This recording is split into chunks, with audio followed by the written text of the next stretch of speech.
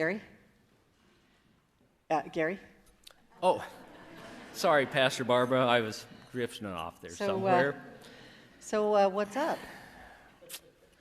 Well, frankly, it's kind of hard not to spend all my time wondering and asking the question, what now?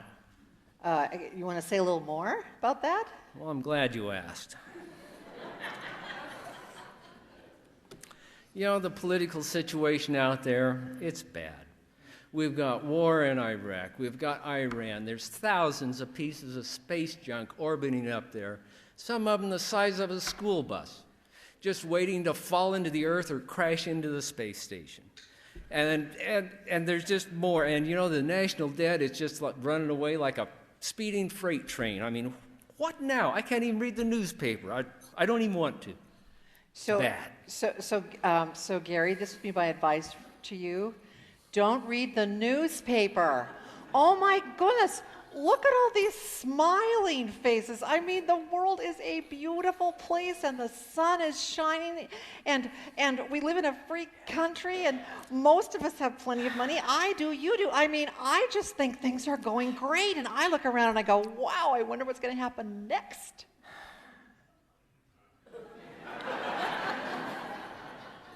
Well, what about Whitney Houston's death? Such a talent, and you know, apparently her death was drug-related, and that's a huge problem throughout this country.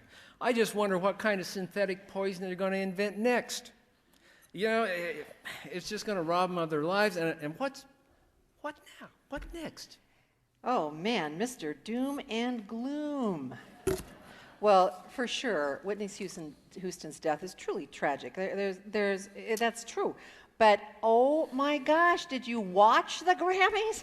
There is so much amazing talent in the world, so many fabulous, gifted people, and not just music. I mean, if you let yourself go, there's just so much beauty and such gifts amongst people.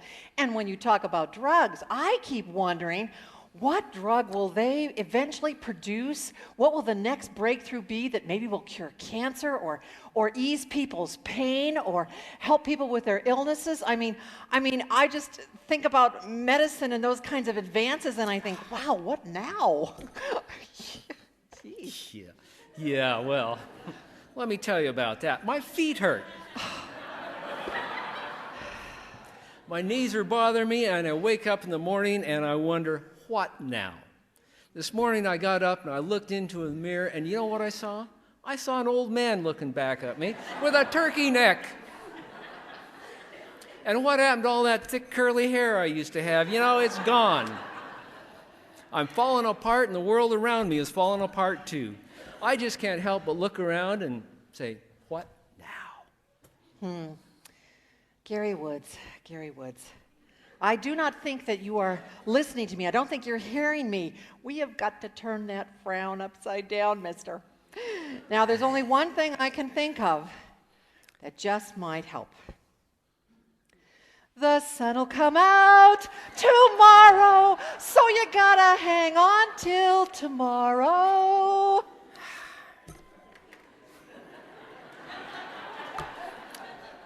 Pastor Barbara, I don't think you're listening to me. You're the one who just doesn't get it.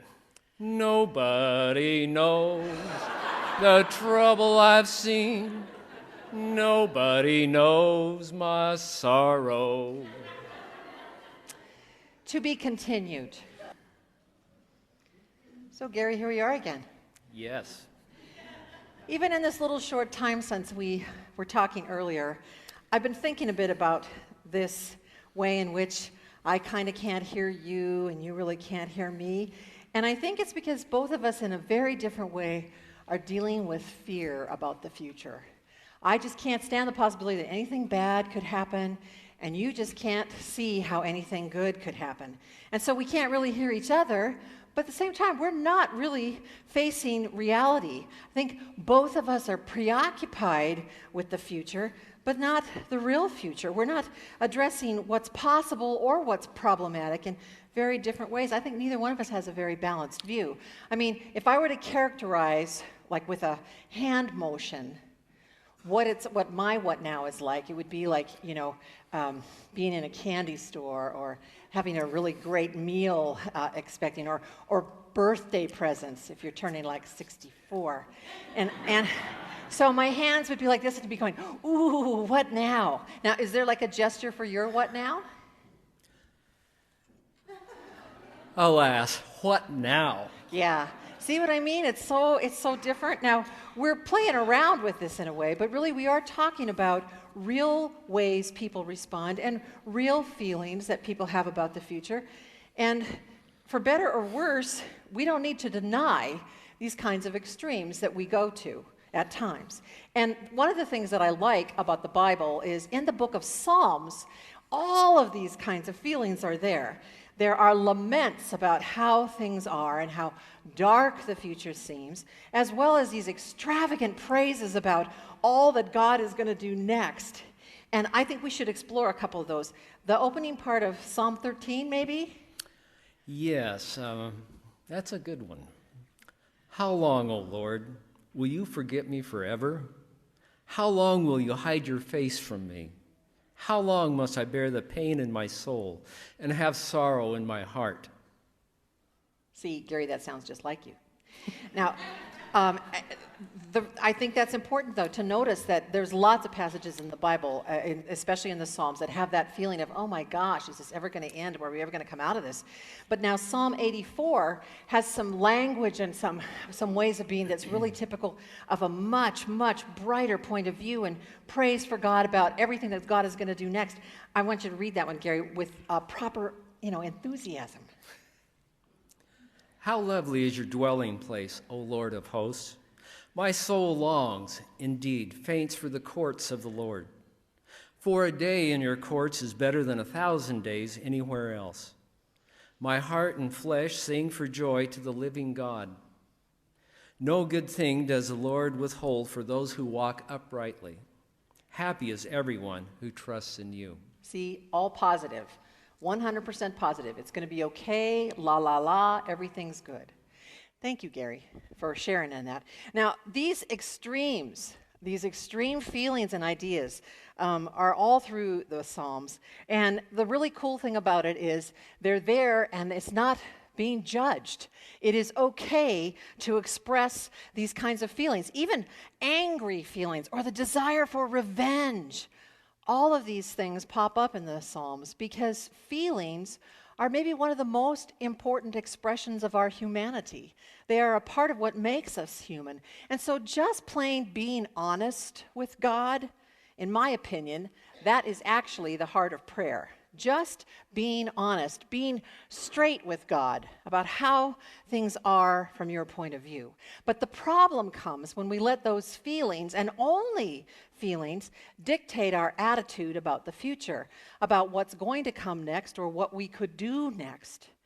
There's no question that our life experiences really shape our attitudes about the future. Where we've been, what we've experienced, certainly forms these attitudes. The mother of 2-year-old twins, who's had a really tough morning with them, a really exhausting time, is most likely to expect the worst when she hears them calling to her from the kitchen, right? The person who's found a good job and is very successful at it and has had a really good night's rest is going to feel pretty good about walking into a personal conference with their boss thinking, hey, what now? In a good way. Now, they might both be right. That's the interesting part. But if only feelings shape our view about the future, then we have a pretty narrow lens to look through because we start talking about our expectations. And these can be false assumptions, really, skewed points of view about what is going to happen next. We might fail to be hopeful or even recognize some beautiful possibility. At the same time, we might fail to respond or even recognize a significant need or problem. In either case, we are not realistically viewing the world. Seeing the world as it is very hard to do. In fact, I'm going to say it's impossible. At least it's impossible all by yourself. Each of us does have a pretty tiny worldview based on our experiences and what we can see before us. And each of us does skew from time to time that worldview with even more loads of feelings that come and go. So we need each other. We need to hear each other so that we get past the reactive what nows and we can come to a different way of asking that question. Maybe more like, what now? With our hands open. Then this question, what now, becomes a beautiful prayer. This question asked this way is simply honest, but it shifts from a reactive sense of expectation to a simple place of expectancy. Now, that distinction is an important one. Expectations pretty much are loaded with specific outcomes based on the assumptions that we have, but expectancy, that's a little bit different. It's a way of being in the world that accepts not knowing the outcome at all. Expectancy, then, is a God word. I'm trusting God. And as I trust God, I can be hopeful, but I do not know the future at all. I do not know the future, and I can completely accept that. Now, it's a humble place to think that we don't know the future, but it is really honest because we don't know the future. We don't stop having all those reactive feelings that rise, that come from our life experiences. And that's not to say that these life experiences don't matter. But if we can find our way, maybe by listening to each other in those reactive spaces and listening for God and remembering to pause and with open hands say, what now, without expectation, then maybe we get freed from thinking we can control the future. We get to plan and dream and organize and shape things, but we don't pretend that we can control it. That's a pretty amazing space. It brings us to a sense of peace in a way. We have to let go of that false way of viewing the world. There's another little psalm, Psalm 131. It's very short, and most likely it was written by a woman. There are several psalms that were written by women, and it talks about this exact thing. Let's read this one. Let me read it for you. O Lord, my heart is not lifted up. My eyes are not raised too high. I do not occupy myself with things that are too great or too marvelous for me to comprehend. This is the part I love. But I have calmed and quieted my soul like a weaned child with its mother. Now my soul is like the weaned child that is with me. I think that's a little gem in many ways, and it echoes many places throughout the Psalms. This idea of being quiet or still comes up, of letting go of care and control and trusting God with the future. A weaned child, what an interesting image. A weaned child is no longer dependent on its mother in the way that it was when it was nursing, but mother is still there. The child is still a child. And because of the presence of mother, the soul, in fact, can stay calm and quieted. Mother is close at hand as this child ventures out into a far less predictable, much scarier, and less secure world. But with mother there, the child moves into those spaces, has these new adventures, calm and quiet. Well, God is like the mother of that child. God close at hand as we venture into this truly unpredictable and truly scary world. Can we calm and quiet our souls knowing that God is ever present? Can we do that? Can we ask that question of ourselves as individuals sitting here today? As somebody who has been following Jesus for a long time, or somebody who's sitting here curious about what it's like to have life as a disciple of Jesus. The choice, and it is a choice, to take a moment to calm and quiet our souls doesn't mean that we don't have feelings or we don't have reactions. It means that we move then to the future by choosing to be open to more than just that first reactive view. I want to extend this invitation to us as individuals because I'm pretty sure that when we just make that little choice to stop and ask what now from that space, that we actually find we can see and hear God so much clearer. And it remains a little easier then, because of that clarity, to reach that place more easily and to stay more calm and quiet in this world, to trust God's presence and not be so fearful and reactive. Can we calm and quiet our souls, trusting God with an unknown future? I want us to think about that question as a congregation as well. Most days as your pastor, I ask that question, what now, like Pollyanna, just like I was acting out with Gary there. I see so much goodness here. I see the Spirit of God moving at breakneck speed and with so much joy, and it's thrilling. And I am greedy. What now? There we go. Well, I had been saying how exciting it can be, really. The anticipation that lives in me is really wonderful. And I know a lot of us feel this way. And then there are these moments when I do feel a little bit overwhelmed by it, by all that's shifting and growing and changing, by what we need to learn, the new needs that arise, the new concerns that emerge. Are we expanding our classes and our programs in the right direction? Are we paying attention to who's here? Are we paying attention to new people as they arrive? Are we getting outside our doors enough? Do we have our priorities straight? What about our finances? We didn't quite make it last year. And I hear that little worried voice in my head going, ooh, what now? I'm not sure what happens next. But seriously, when I open my hands and ask that question, I am convinced that we can address every concern and every question. And we can navigate new territories and address all these obstacles that pop up from time to time if we calm and quiet our souls and trust the presence of God together. So this means we don't just react and assume that we're not making good decisions and we can't get it straight, or we think it has to be the way it was, or we know the way it needs to be. And this also means that we can't just put our heads in the sand and say, it is so great here, it's always going to be great here, things are just good. This means we have to get real.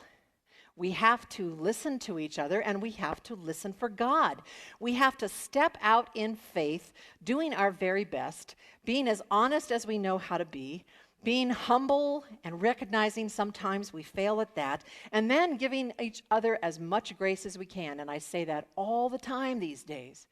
Our life together is about that grace, especially in the tough places. So trusting God, who, as this psalmist reminds us, is right here like mom in the best sense, helping us to be calm and quiet on the inside, helping us move forward without fear. That is the posture we need. What now?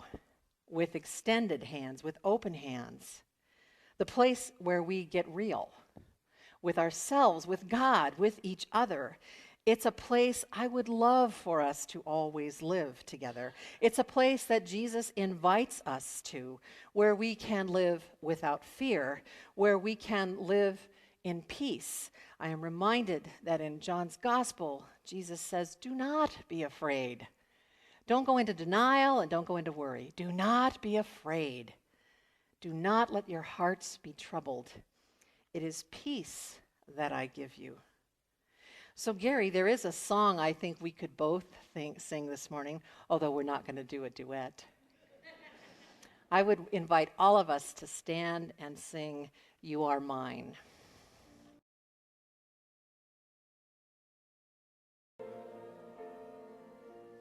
That really touches me, I have to say. Gary, would you come stand right here with me? I would love it if all of us together, it doesn't have to be a big gesture, just stand with your hands open, just a little bit, and close your eyes for just a second. And in just a moment together, we'll ask the question, what now, from that place of expectancy that we can trust God with our future. Let's ask the question, what now? What now? Go in peace. Amen.